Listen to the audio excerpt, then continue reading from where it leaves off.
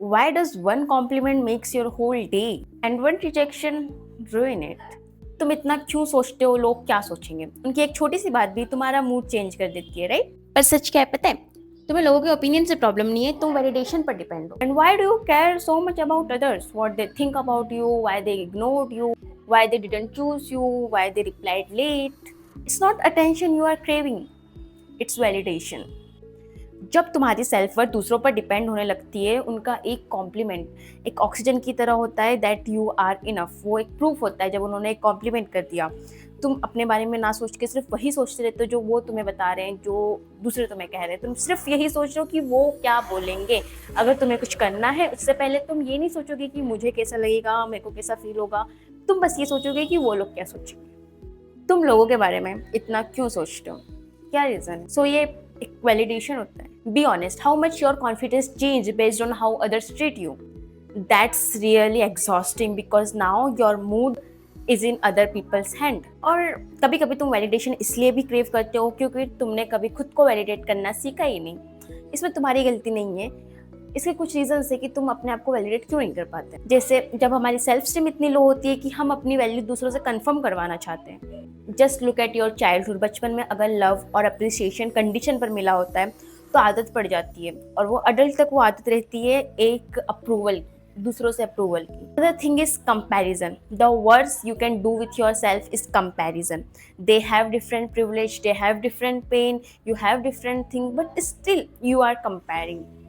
And ये comparison सबसे ज़्यादा सोशल मीडिया से होता है। हम सोशल मीडिया पे लोगों को देखकर अपने आप को बहुत ज़्यादा कंपेयर करते हैं, and comparison creates insecure. This is the one of the reason of validation. जब हम खुद से सेटिस्फाई नहीं होते हैं तो हमें बाहर से सुनना होता है that you are good enough. Let me tell you about myself. I have really suffered from this low self esteem, low self worth, insecurity, comparison, all that thing, and that was really depressing for me.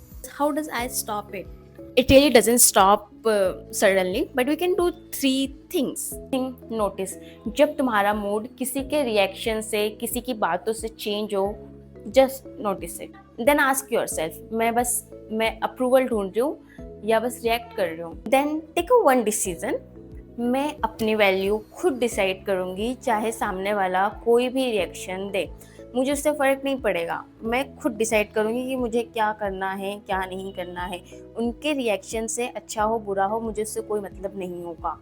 Just take this decision. और सोचो मत, बस करने लगो। जो भी तुम काम करने वाले हो जिससे तुम्हें सोच के लग रहा है कि ये लोग क्या बोलेंगे, वो मत सोचो, बस करो। जिस टाइम पे तुम सोच रहे हो उसकी जगह वो तुम करोगे तो उस काम में भी तुम बेटर हो जाओगे।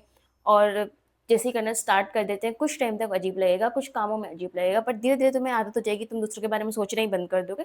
तुम जो कर रहे हो सिर्फ उसी के बारे में सोचेगे। एंड रियली डजेंट मैटर लोग तुम्हारे बारे में क्या सोचते हैं। जो हो तुम खुद हो, वो लोग तुम्हारे लिए कुछ करने नहीं वाले, तुम खुद अपने लिए करने वाले हो। तुम्हारा बुरा टाइम आएगा, वो लोग तुम्हारा साथ कभी नहीं देंगे। जो लोग बोलते हैं वो साथ कभी नहीं देते हैं। सो तुम्हारा साथ कौन देने वाला है? तुम खुद। The moment you deciding your own value, the people's opinion lose their power. Not because they stop judging, but because you stop asking them who you are. Validation feels good, but dependency on it expensive. And I believe you. Except you will stop thinking what they are thinking about you. You will stop craving for validation. And if you relate, you can comment enough.